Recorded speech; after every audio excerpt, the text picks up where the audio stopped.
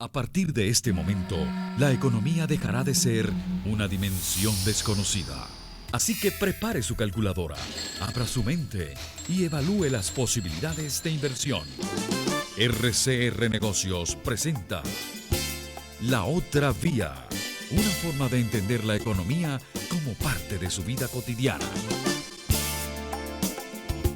¿Qué tal, amigas, amigos, consecuentes oyentes de Radio Caracas Radio? Bienvenidos a La Otra Vía, que llega hasta todos ustedes gracias al respaldo que recibimos en la dirección general de Jaime Nestárez, en la gerencia de producción de Wilixa Arcaya, en el control técnico, y nos acompañan los maestros Julio Pinto y Jean Martínez, en la moderación y conducción Ligia Perdomo, Edesio Brito Adrián, Martín Ramos y quien les habla, Edesio Brito Escobar. Nos vemos y escuchamos por internet, por RCR 750 en todas las plataformas, Twitter, Instagram, Facebook y por supuesto por rcr750.com, nuestro portal. Como lo hacemos cada semana, este equipo periodístico exhorta a todos nuestros oyentes a suscribirse a nuestro portal YouTube, RCR750, portal de la casa. Asimismo, les invitamos a hacer contacto directo con nuestro blog www.laotraviarcr.blogspot.com, en donde ustedes pueden acceder al archivo de nuestros más recientes programas editoriales, asimismo a otras fuentes de información económica nacional e internacional. Y desde luego también a comunicarse con nosotros por nuestro correo laotravia@gmail.com. Pues bien, nosotros, aunque ustedes no lo crean, porque así lo tenemos que decir, estamos hoy haciendo contacto con una persona a la que conocimos cuando nosotros estábamos arrancando con La Otra Vía. Y lo conocimos a través no solamente de sus observaciones, sino también del trabajo editorial de un libro que para aquel momento estaban editando él y algún compañero suyo,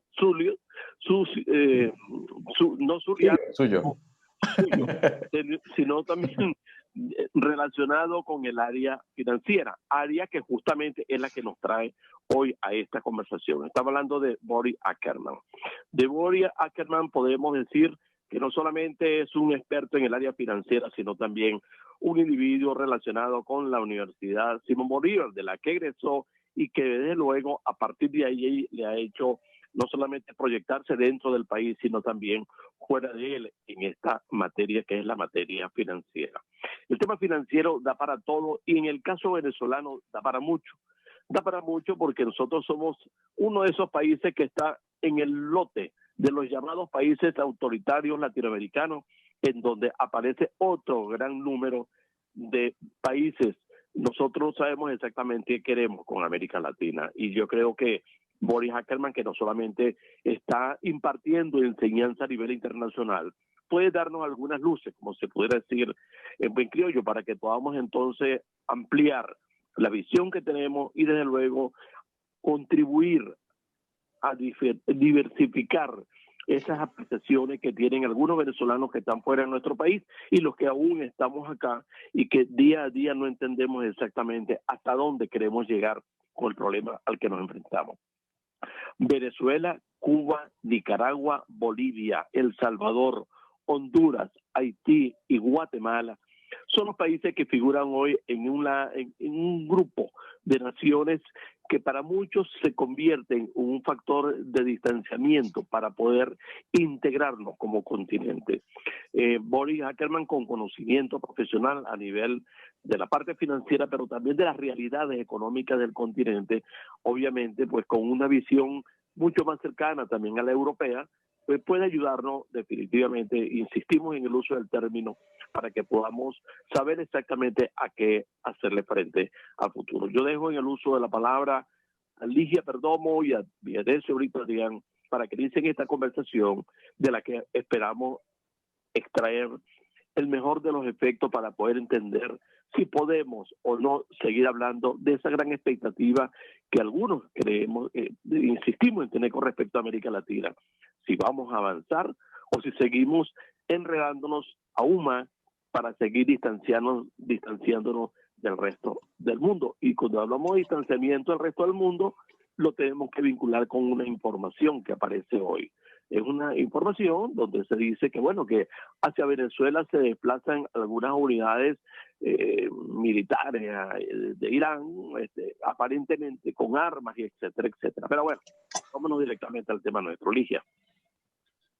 Bienvenido, Boris, y bueno, buenos días a todos nuestros escuchas que sábado a sábado están pendientes siempre de la otra vía.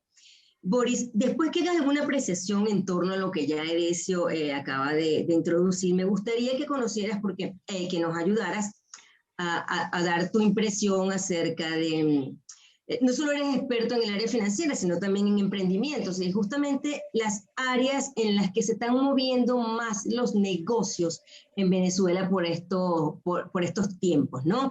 Dada la crisis, la profundidad de la crisis que viene arrastrando el país desde hace unos 8 años, Venezuela, pues, más que Venezuela, en realidad los empresarios, la economía de verdad se está reinventando, o se está, más que reinventando, se está reacomodando en realidad a las oportunidades que se están dando en estos momentos. Y justamente el área financiera y el área de emprendimiento están vinculados acá, ¿no?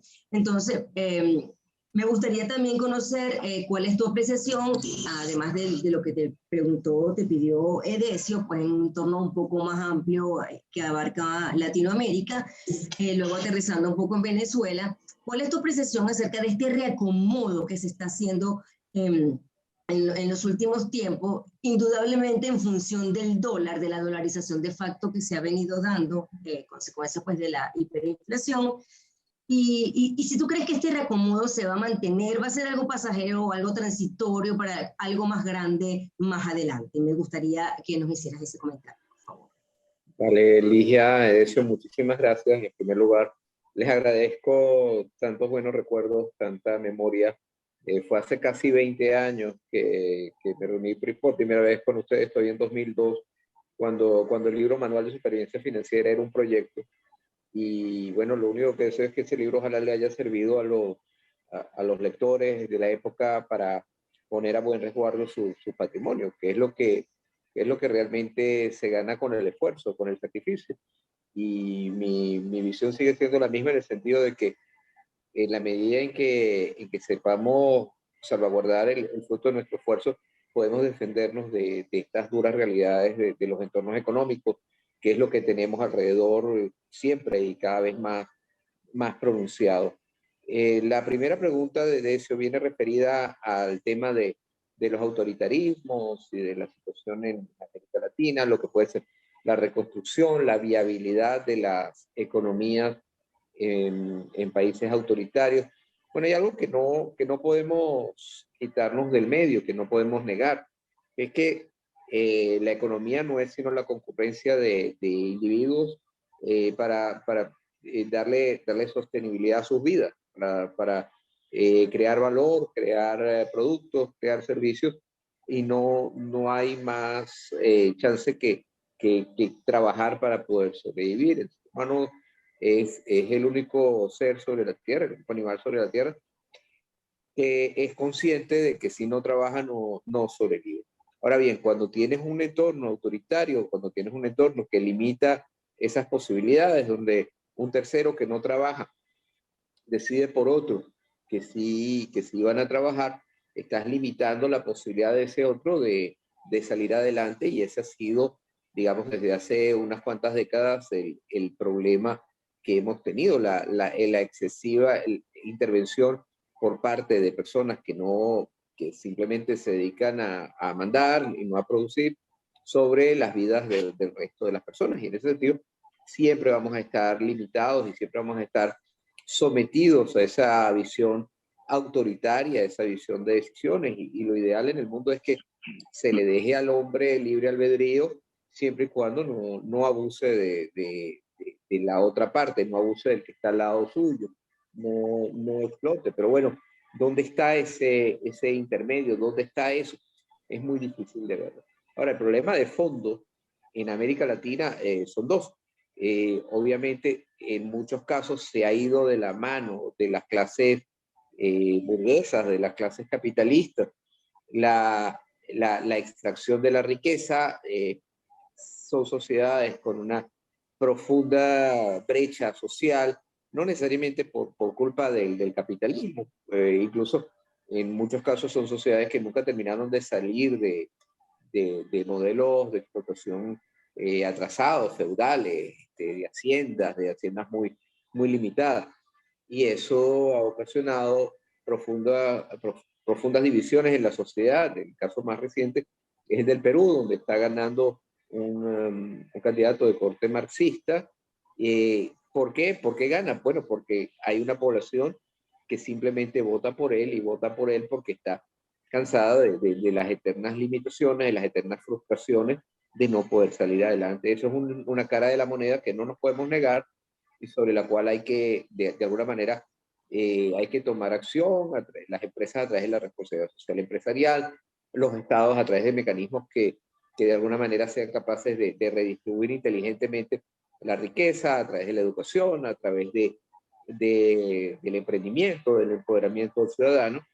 Y por otro lado, por supuesto, las visiones autoritarias donde dice bueno, que el individuo tiene que estar sometido a un régimen porque simplemente esa es la mejor forma de hacer justicia. Y eso tampoco es verdad. Todos los intentos de uniformar al individuo, de poner al individuo bajo una sola forma de ser, bajo una sola forma de hacer y ante un colectivo que decide todo por uno, han terminado lamentablemente en catástrofe. No solamente la Unión Soviética, todos los intentos de socializar, inclusive los intentos de socializar desde la derecha, el fascismo, el nazismo, han llevado a las sociedades a grandes fracasos. Eso es una realidad. Y sobre el caso, entonces, ¿qué hay que hacer? Bueno, visiones más moderadas, visiones donde se compagine la posibilidad de crear riqueza, la posibilidad de darle al individuo el futuro, libre albedrío, junto con la posibilidad de un Estado limitado, un Estado que intervenga, pero no intervenga en las decisiones del día a día, que deje que exista libre empresa, que deje que exista creación de riqueza. Y esa combinación es difícil de conseguirla. Muy pocos países han sido realmente efectivos. Podemos hablar de los países nórdicos, podemos hablar de algunos países en lo que puede ser la Unión Europea, una Francia, una Alemania, con sus bemoles todos, sin duda alguna. Pero América Latina, para enrumbarse, lo que tiene es que tener una visión un poquito más inteligente, donde se compagine ese estatismo fuerte de estos regímenes autoritarios, reduciéndolo y reducir también un poco el afán de lucro inmediato que conlleva el capitalismo y dar oportunidades a la población. Compaginar eso ha sido una lección muy cara para Europa. A Europa le costó 2 guerras mundiales, a España le costó una guerra civil devastadora, y entenderlo y manejarlo y tener una visión de sociedad de largo plazo ha sido lo que América Latina no ha comprendido hasta ahora. Sobre el tema de la recuperación del emprendimiento en Venezuela, creo que se están dando unas oportunidades, creo que hay un cierto nivel de apertura, no porque coincida con la visión de quienes gobiernan, sino porque quizás no quede más remedio para reconstruir al país. Se ha llegado a un nivel muy, muy, muy bajo de actividad económica. Esa actividad económica en algún momento tendría o tiene que repuntar, pero de nuevo, son emprendimientos que viven en un país, en una realidad, en un entorno que poco tiene que ver con el resto del mundo. En muchos casos son emprendimientos de supervivencia, son el caso famoso de los lugares de abastecimiento de alimentos, los famosos bodegones. Sí, bodegones, donde la gente compra productos importados a altos costos. Un bodegón en un país como España, en Francia, simplemente no tendría vida. Aquí en un supermercado tú consigues productos de muy buena calidad, a muy bajos costos, pero gracias a que hay una competencia muy profunda. Aquí para comprar un producto tú tienes por lo menos 10 alternativas distintas de supermercados, todos a precios muy competitivos. Eso todavía en Venezuela para que se dé podría tardar varias décadas si es que dejan competir con libre albedrío. Es lamentable, pero se vive, la realidad que se vive en Venezuela es una realidad paralela a la del resto del mundo por todas las limitaciones que tiene las regulaciones económicas. Quizás desde el punto de vista del emprendedor pueda ser una oportunidad interesante el no tener una competencia tan profunda, el no tener una competencia tan devastadora en muchos casos, pero hay que tomar en consideración que siempre hay que buscar darle algo de innovación y algo de valor agregado al cliente, a pesar de estar en una realidad radicalmente distinta a lo que se ve en otros países. Entonces, ¿tú crees que esto sí va a ser temporal? No se va a mantener, no se va a sostener, disculpa, Edesio, no se va a sostener. No, justamente iba a eso. Buena pregunta. Okay. Yo no lo veo tan temporal. Yo lo que veo es que va en contra de la naturaleza de quienes gobiernan. Sin embargo, lo que sí es cierto es que quizás se haya adaptado a una visión un poquito más pragmática de la realidad. Se hayan dado cuenta que por donde iban no iban a funcionar. Lo que yo veo es un país fragmentado, un mercado para ese país fragmentado, donde tienes una gran masa que definitivamente en el corto plazo no va a tener acceso a muchos bienes y a muchos servicios, y tienes una especie de clase semi protegida o semi privilegiada, que son aquellos que tienen ya sea ahorros en el exterior, en divisas, o reciben remesas del exterior. Entonces, ¿qué tenemos? Tenemos casi 5 o 6 millones de habitantes que mandan divisas, y bueno, esos son los clientes de los bodegones o de los mismos supermercados tradicionales, que ya que sí tienen los productos, pero unos precios dolarizados. Bueno, esa gente tiene cierto acceso a ciertos bienes. No creo que en el corto plazo el gobierno vaya a ser muy fuerte regulando eso y le va a dejar cierto oxígeno, porque igual hay gente dentro de ese aparato que se beneficia de eso. Es un modelo que es sostenible en el corto y mediano plazo. Yo no lo veo amenazado. Lo que veo es que tiene un nivel de crecimiento limitado que al poder adquisitivo de ese sector intermedio. Ahora, si se quiere seguir creciendo, por supuesto que hay que desarrollar industrias, que hay que desarrollar comercio, y esa segunda parte yo todavía no la veo. Esa segunda fase donde vas a crear empresas, le iba a hacer esa pregunta, disculpe, señor Boris.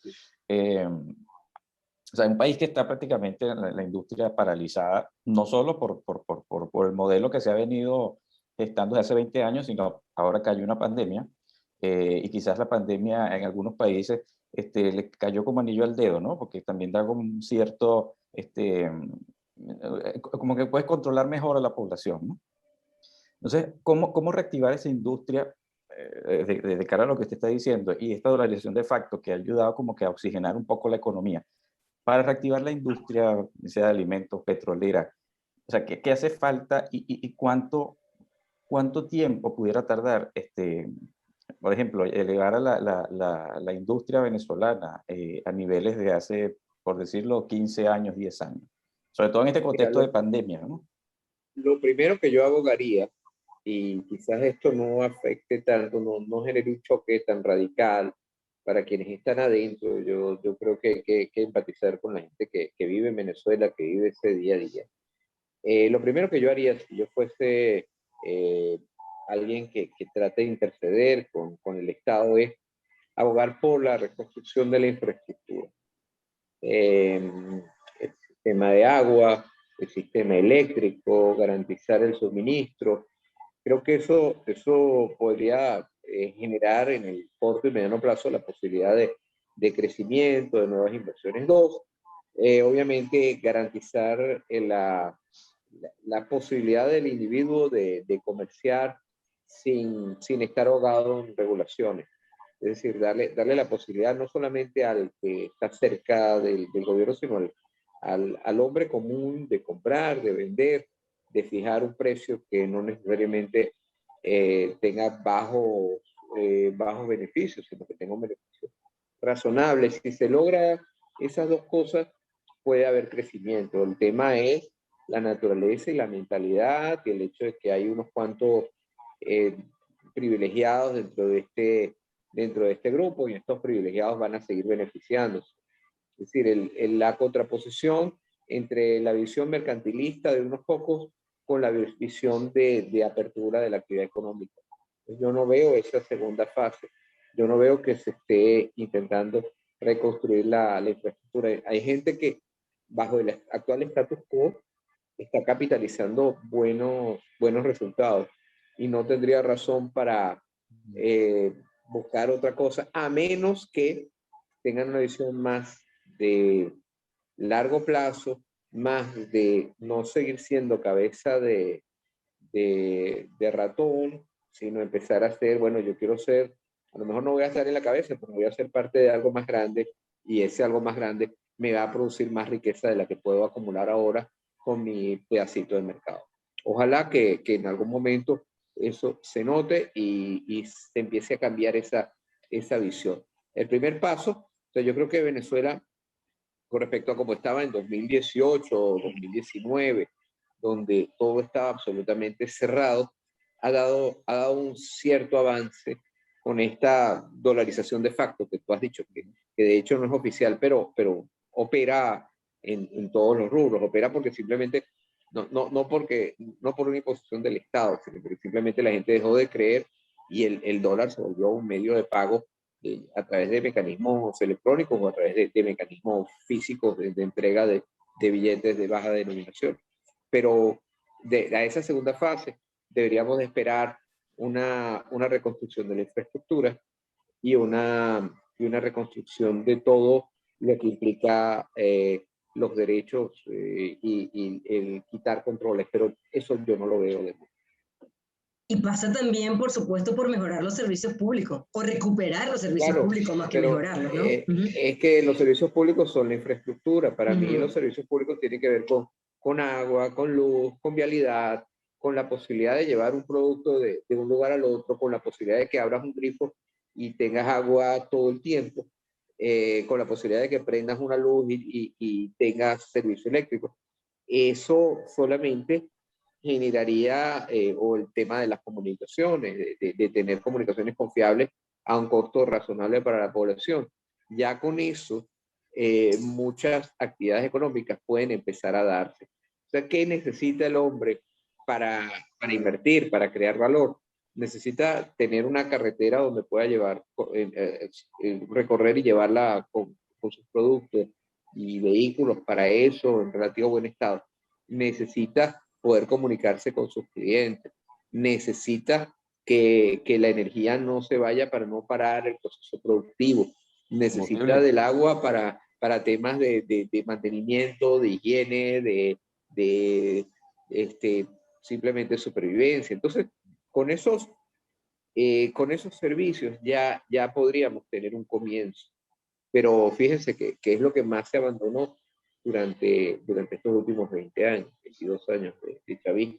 Y con esos avances, el país puede, obviamente, no de inmediato, pero puede en un plazo más o menos razonable, volver a crecer y volver a tomar la senda de país que avanza. Bueno, nosotros tenemos que recordar que tenemos hoy como invitado, un honor para nosotros, en la otra vía, al profesor Boris Ackerman. A Boris Ackerman le conocimos, como lo decíamos al comienzo del programa, hace tanto tiempo como cuando comenzábamos con la otra vía. Y la otra vía, para aquel momento, cuando arrancábamos, lo hacíamos con la expectativa que generaba para nosotros los venezolanos el hecho de que se estaba produciendo un cambio de gobierno y que apreciábamos, desde el punto de vista nuestro, algo que nos inquietaba, y era la posibilidad de que todos los errores que habíamos venido, en los que habíamos venido incurriendo hasta ese momento, o se profundizaran o se desvirtuaran, pero para peor, y creemos haber acertado en esta última apreciación. Boris, hay algo que a los venezolanos nos pega, ¿no? Nos pega, y y lo decimos con responsabilidad, ¿no? Y es como que si estuviéramos enredados en un error histórico y que no queremos salir del mismo, ¿no? Nosotros hemos leído y lo hemos expuesto y lo hemos analizado en este programa, es la duda con respecto a lo que hemos querido ser como país a nivel económico. Es decir, hemos girado siempre alrededor del petróleo y cuando finalmente el petróleo ha llegado a la situación en que está en este momento, es como que si hubiéramos perdido en la inmensidad. Estamos enredados, no tenemos claro qué es lo que queremos y antes de avanzar, por el contrario, nos enredamos mucho más y nos encontramos ahora con la misma percepción o apreciación de que no sabemos qué queremos hacer a nivel económico. El problema nuestro a nivel social es terrible. Lo podemos minimizar, lo podemos empequeñecer, pero es un problema realmente inquietante. Por otra parte, y tú lo planteabas también, el tema del estatismo nuestro es histórico, es un problema que lo traemos de 1830 y que lo que hemos venido es enredándolo a lo largo de la historia y de repente nos encontramos con que la dependencia del petróleo nos lleva a una situación que es mucho más complicada para nosotros. Como si fuera poco, bueno, nos gusta el populismo, nos gusta el paternalismo, y cuando se da el caso de la pandemia, como lo decía de su planteamiento, bueno, estamos no casi felices, sino medrando de esa situación y a uno el futuro se le va complicando, se le va enredando y es por eso por lo que inclusive en el caso nuestro, a 23 años de estar en el aire, mucha gente con la que nos oye y que nos evalúa, dice que queremos cambiar al país sin cambiar el gobierno. Entonces, no sabemos exactamente qué es lo que queremos al día de hoy, cómo es que le vamos a hacer frente a los nuevos retos del futuro y desde luego si definitivamente estamos condenados, que es lo que más inquieta, a seguir apreciando que la diáspora venezolana se sigue expandiendo y ya somos 6 millones de venezolanos los que estamos fuera o los que están fuera y no sabemos exactamente a dónde es que nos vamos a dirigir finalmente. Esto desde luego da para muchísimo más, pero es una realidad que te lo planteamos a ti, que nos has oído desde el comienzo, que estás como profesor a nivel internacional, que eres especialista en un tema como la parte financiera, y nos encontramos de repente con que hoy decimos tener mucho petróleo, pero no tenemos dinero. Es decir, aquel dinero, ok, sí, el aporte que dan los venezolanos que están fuera es valioso, pero eso no soluciona el inconveniente. La hiperinflación nuestra, no sabemos ni siquiera cuál es su verdadera dimensión y cómo es que le vamos a finalmente hacer frente para que podamos cambiar. No podemos decir con esto de que tenemos una visión fatalista, pero es como que si estuviéramos definitivamente encerrados en nuestros propios errores y no queremos salir. Esto para un programa y otro programa más, Boris, pero tenemos esta opinión sobre el tiempo. Mira, Decio, muchísimas gracias por la pregunta. No quería dejar pasar este momento sin recordar a Aurelio Conchés. Sí, uno de los hombres más valiosos que he conocido, una figura realmente memorable, con una persona que yo siempre admiré y que quería a Venezuela, su patria adoptiva, como su verdadera patria.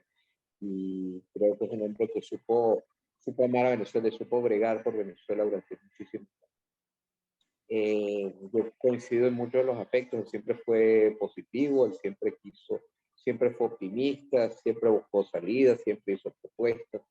Lamentablemente lo escucharon muy poco. ¿Qué pienso yo a título personal? Venezuela ha estado movido en un ciclo, tú mencionaste, populismo. ¿Y qué pasa con el ciclo del populismo? Bueno, tú en toda sociedad tienes situaciones que son problemáticas, donde hay algo que no está bien. Ponte tú, por ejemplo, en 1957, Venezuela estaba pasando por una crisis económica, una recesión ocasionada por la caída de los precios del petróleo, que se originó con posterioridad a a la campaña del Sinaí en el 56. Suben mucho los precios, hay cierta bonanza, venían subiendo desde el tema de que Nasser llegó a la presidencia de Egipto a mediados de los 50, y bueno, pues eso impulsó muchos programas de gasto público, de inversión de Perejil. Pero luego viene una recesión y en el 57 el gobierno tiene que recortar gastos y eso causa impopularidad. Entonces la respuesta fue, bueno, cae el régimen, y la respuesta del nuevo gobierno, de la Razal, fue crear el plan de emergencia, poner dinero en la calle. Eso es una señal de una medida populista. Y eso ha ocurrido en Venezuela de manera cíclica desde hace muchísimos años, por lo menos los últimos 60 años. ¿Qué deriva una medida populista? Una medida populista deriva en, primero, se masifica esa medida, se crean corruptelas alrededor de esa medida, luego esas corruptelas hacen que eso se exacerbe más, el problema se exacerbe más, se haga inviable mantener esa medida populista, luego esa inviabilidad junto con la corrupción terminan en una catástrofe, y la catástrofe finalmente lleva al gobierno a una situación, lleva al Estado, al país, a una situación aún peor, y esa situación aún peor deriva en una nueva medida populista. Entonces tenemos el caso del control de cambio de los años 80, tenemos el caso de la sustitución de importaciones y de la crisis petrolera de finales de la década del 70, que derivó a su vez en el control de cambio, y el control de cambio que derivó a su vez en el Caracazo en el 89.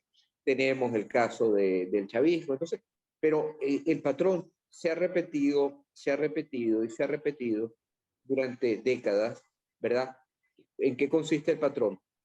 Una situación que no está bien, deriva en medidas populistas, las medidas populistas derivan en escasez, en masificación, en corrupción, y esa corrupción se masifica y terminamos en una catástrofe, lo cual obliga a una ulterior medida populista de parte de los gobiernos.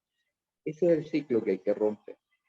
Si llega a haber un acuerdo político a nivel nacional que diga no vamos a curar los problemas, no vamos a curar la crisis con más populismo, sino que la vamos a curar con decisiones reales, con crecimiento real, con posibilidades reales, el país empezará a cambiar.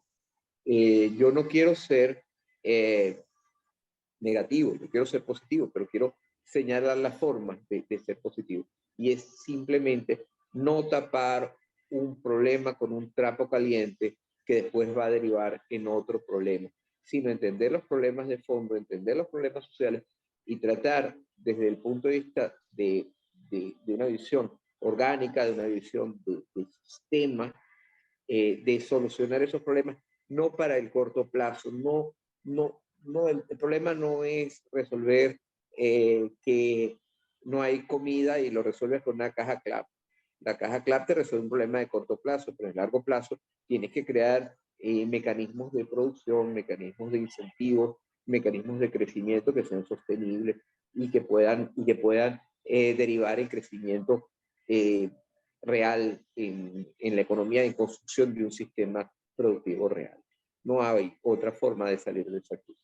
Entonces, mi opinión es, cuando se rompe el ciclo, va a empezar a crecer el país y va a empezar a tener éxito. Dime, claro, Ligia. Boris, tú hablas de romper el ciclo y evidentemente llegar... Micrófono. En teoría, sí, claro, tú hablas de romper el ciclo y de llegar a un acuerdo nacional. Bueno, se supone que estamos con parte de un proceso que se ha intentado en varias ocasiones y no ha llegado a nada, pues básicamente pues, porque no ha habido voluntad en el fondo, ¿no? Pero diera la impresión, o por lo menos mi impresión particular, voy a salvar al resto del equipo por si acaso no concuerdan conmigo, que la oposición que tenemos hoy día es la más populista que hemos tenido en las últimas décadas. Entonces, a lo mejor me equivoco, a lo mejor tu impresión es distinta, pero es la que yo tengo. Y partiendo de eso, ¿cómo llegar a un arreglo, a un acuerdo de romper un ciclo cuando tenemos a una oposición, a unos dirigentes, tampoco los quiero meter a todos, pero a los dirigentes más visibles en todo caso, eh, remando también hacia tendencias populistas, siendo que ellos necesitan asirse de eso para poder hacer algo? ¿Cómo ves tú eso? No lo sé, a lo mejor no estás de acuerdo conmigo, pero bueno, quisiera tu impresión, indudablemente. El problema es que tenemos políticos que no piensan en la próxima generación. La diferencia entre un político populista o un populista y un estadista es que el populista te piensa en la próxima elección, el estadista te piensa en la próxima generación, ¿verdad? Entonces, ¿qué hay que pensar? ¿Qué hay que ver? Bueno, yo soy profundo admirador de Karl Popper. Karl Popper decía que el problema no es los gobernantes que elijamos. Siempre no tiene que ser ni el más hermoso, ni el más simpático, ni el que más se parezca al pueblo. Da lo mismo. El que elijamos va a poder tener errores y lo más frecuente es que elijamos al que no es. El problema es que ese señor que se suba al poder no pueda hacer tanto daño. Entonces, todo pasa por una limitación y un equilibrio de poderes. Cuando el país más o menos funcionaba, era porque los poderes estaban relativamente disgregados, repartidos, y como que no hay el interés de dar ese balance de poder. Yo agradecería empezar a tener un país que tenga un sistema, un banco central o independiente. Ahora, el problema del Banco Central Independiente lo resolvió la dolarización. Mal que bien. Pensaría en tener un país con un sistema jurídico independiente. Pensaría en tener un país donde las leyes no se formulen por imposición de un ejecutivo. Entonces es separar y decir, bueno, el problema no es que vayamos a tener gobernantes malos, es que seguro que vamos a tener gobernantes malos. Eso dalo por descontado en cualquier país del mundo. O sea, tener un gobernante bueno es realmente una fortuna. Y si tú ves las personas que están mandando en el mundo, hoy en día, su nivel de conocimiento, su nivel de capacidad de resolver problemas, deja mucho que desear, pero ¿dónde funcionan más o menos bien las cosas? Donde hay unos estados que llevan cientos de años con instituciones relativamente estables y donde el juez es un juez, el policía es un policía, el banco central es un banco central, y eso es lo que genera ese equilibrio. O sea, ¿por qué Trump, que es visto como un populista, como un derechista, como un tipo que a veces coincidía con lenguajes de odio, no llegó a hacer tanto daño a los Estados Unidos? Bueno, porque había una Corte Suprema de Justicia equilibrada, porque había, por otro lado, un sistema parlamentario que permitió que no todas las imposiciones de él se convirtieran en realidad. Bueno, y de eso se trata un Estado. Entonces, no es resolver el problema de corto plazo, allá, y el problema real se resuelve con equilibrio de poderes y con una visión de largo plazo. Cuando tengamos estadistas en Venezuela y no políticos, ese día estaremos más tranquilos. Lamentablemente, nadie aprende en cabeza ajena, y Europa o los Estados Unidos tuvieron que pasar por muchísimos problemas. En el caso de Estados Unidos, una guerra civil, 2 guerras mundiales. Europa, sin duda alguna, 2 guerras mundiales, y todavía hay problemas que no se resuelven. Entonces, apuntemos hacia ese norte. Se puede llamar idealismo, se puede llamar realismo, y tratemos de aplaudir cualquier conducta que nos conduzca a ese norte y que no nos conduzca a esa visión tan pobre de resolver un problema con un pañito caliente o con una visión muy superficial, que es lo que lamentablemente hemos tenido hasta ahora en el país. O sea, los problemas no se resuelven. Tú no resuelves un problema de especulación yendo a un comercio y cerrándolo. Eso no es el problema. Tú resuelves un problema de especulación teniendo 100 competidores y que el competidor más bien tenga el aliciente para darte un buen producto, un buen precio, porque si no, tiene que cerrar la Santa María porque el negocio no es viable. Esa sería la forma. Es difícil, pero eso es. Sí, Sí, es difícil, suena difícil. sí, sí, no, y lamentablemente se está replicando también en otros países, ¿no? Bueno, lo estamos viviendo ahora en Chile, donde todo apunta que el próximo gobierno va a ser un gobierno de izquierda precisamente, porque, bueno, son como decía el señor Boris, ¿no? Aquí también ha habido como un ciclo, ¿no? Y que lamentablemente no se ha podido romper, y se intentó romper en 2019, en octubre del 2019. Y por supuesto, todo le cae es al actual gobierno, al presidente Sebastián Piñera, que es de derecha, y por supuesto se dice ahora que todos los gobiernos de derecha en Chile han sido malos. Y yo creo que no todos han sido buenos y tampoco todos han sido malos, ¿no?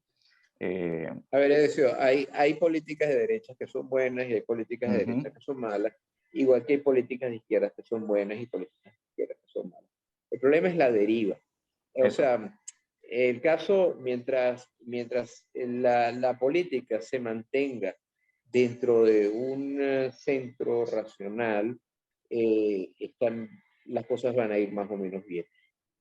Pero cuando ya se empiezan a tocar elementos que desde el punto de vista que empiezan a afectar cosas como la libertad individual o la seguridad de tener un trabajo, la posibilidad de la estabilidad del individuo, ya empiezan los problemas. Entonces, ¿qué es lo que pasa? Cuando surgen estos mensajes extremos, tanto de izquierda como de derecha?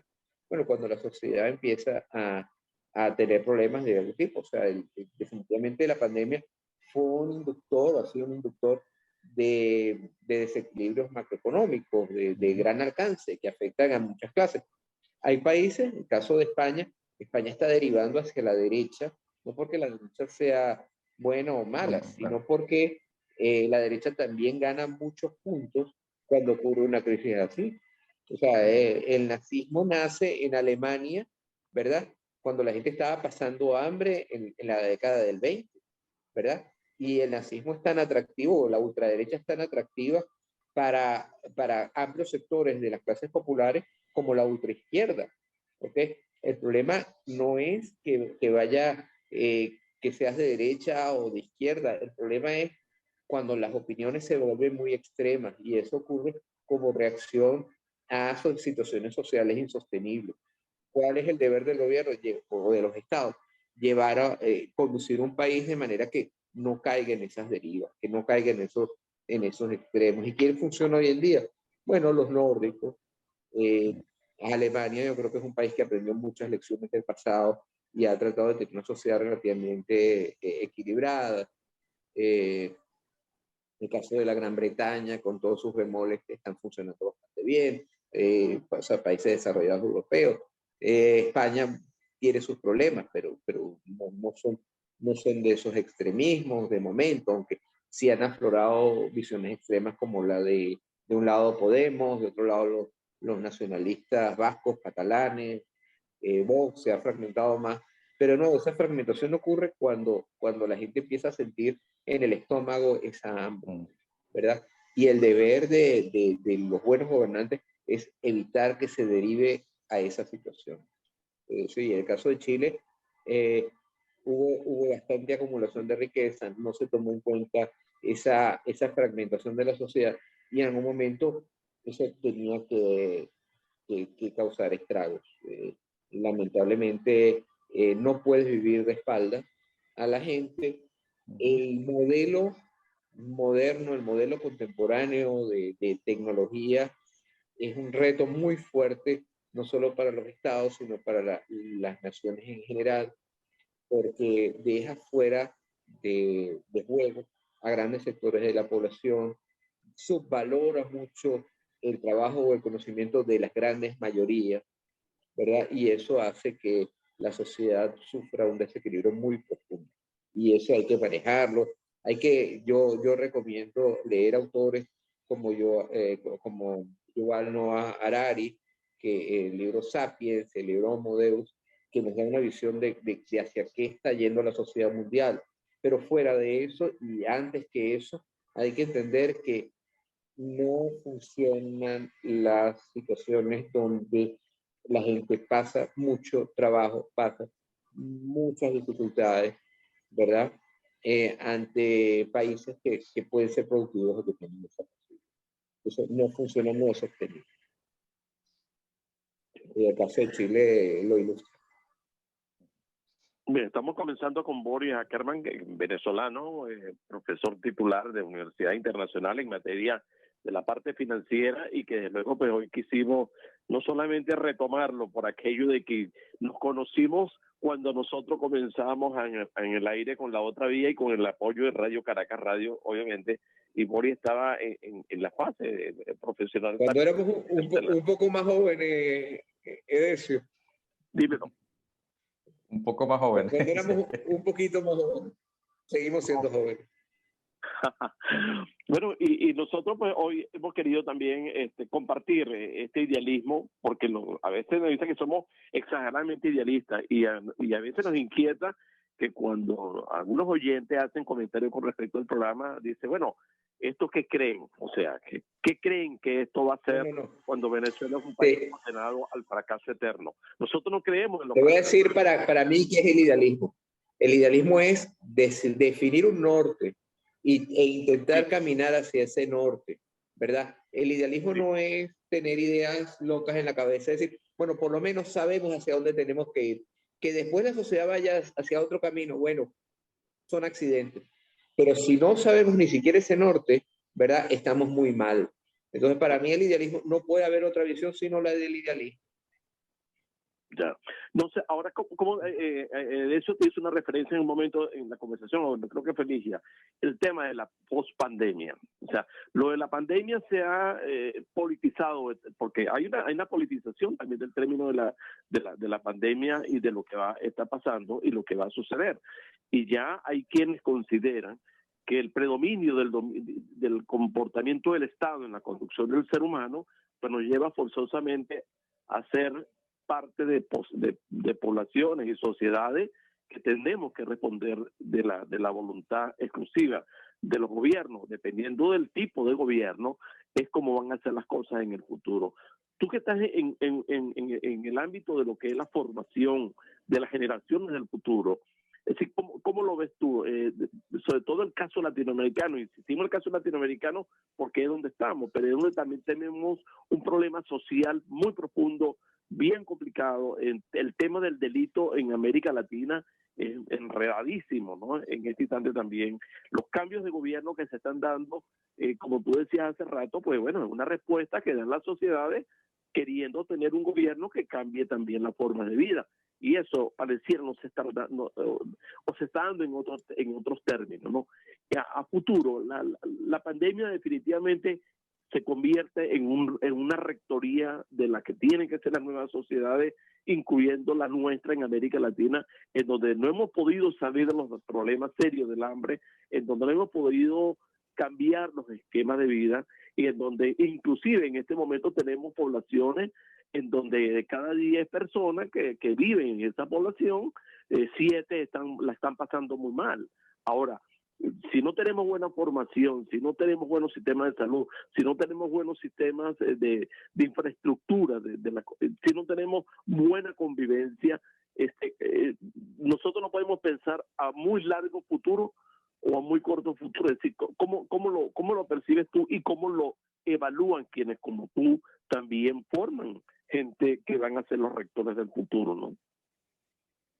Mira, Ezio, la pandemia lo que ha hecho es acelerar todos estos procesos de cambio y de obsolescencia en el conocimiento.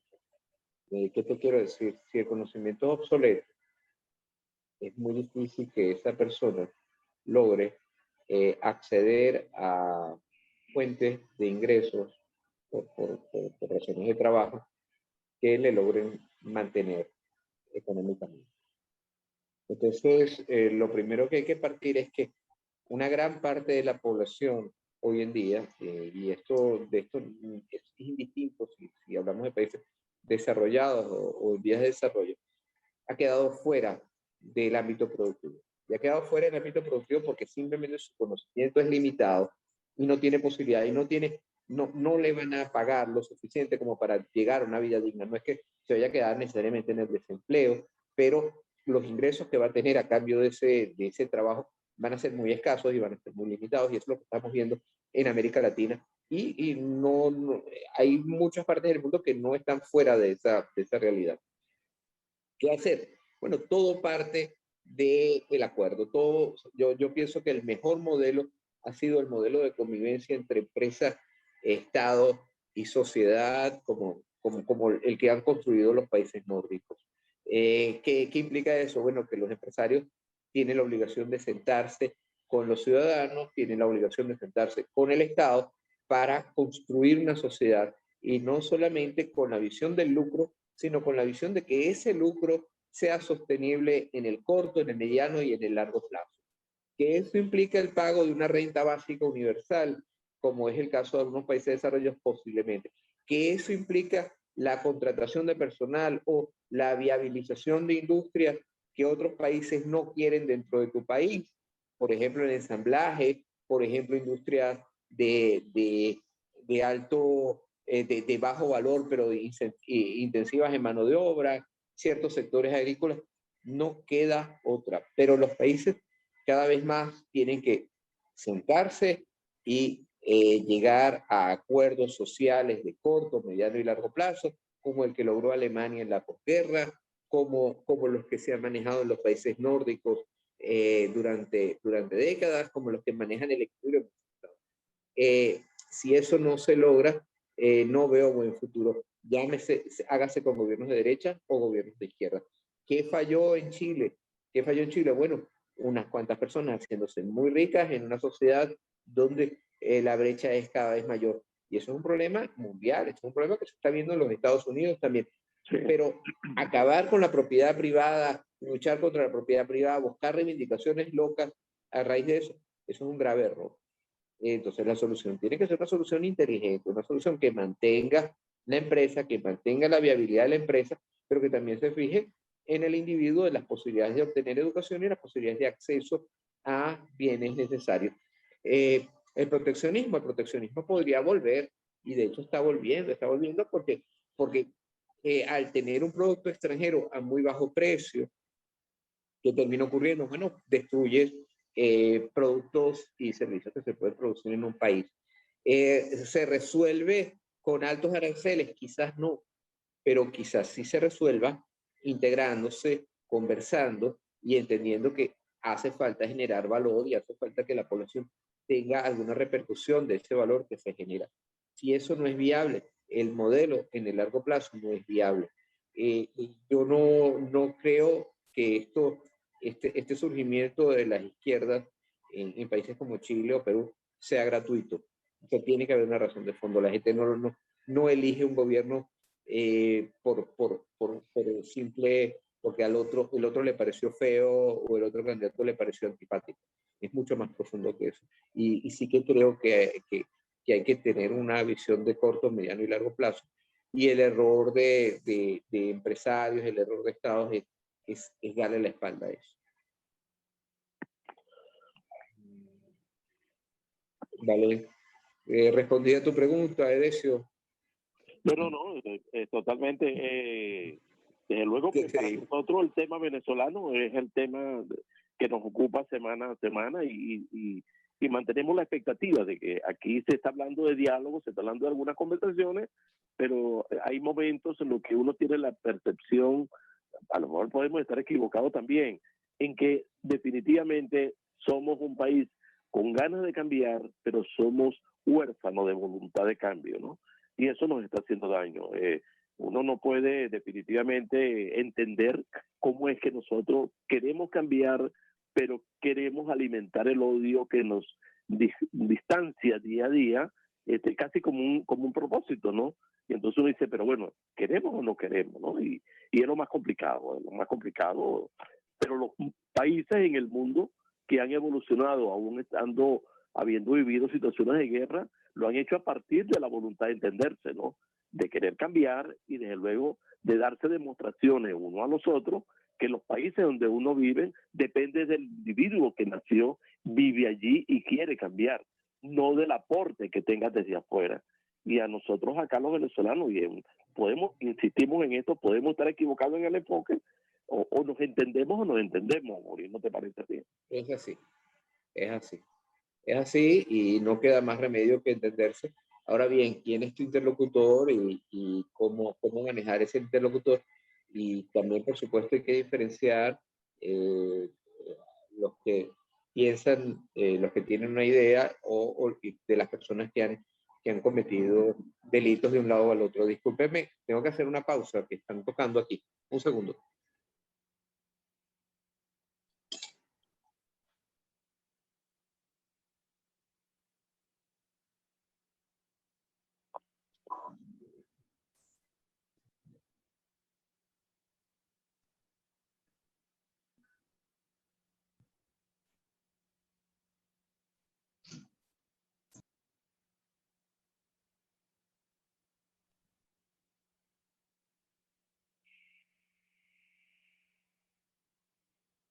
Quedan 6 Disculpen, que era una persona que no equivocada. Tocaron afuera y era alguien equivocado. Vale. Bueno, eso es. O sea, yo sí que creo que hay que hacer diferencias. Yo no creo en negociaciones para mantener el status quo, sino en negociaciones para avanzar hacia otro status quo. Básicamente, mantener el status quo sería perpetuar la miseria y eso no puede ser un propósito. Entonces, cualquier principio tiene que ser avanzar hacia otro status quo. Y sencillamente no lo veo en el corto plazo. De nuevo, si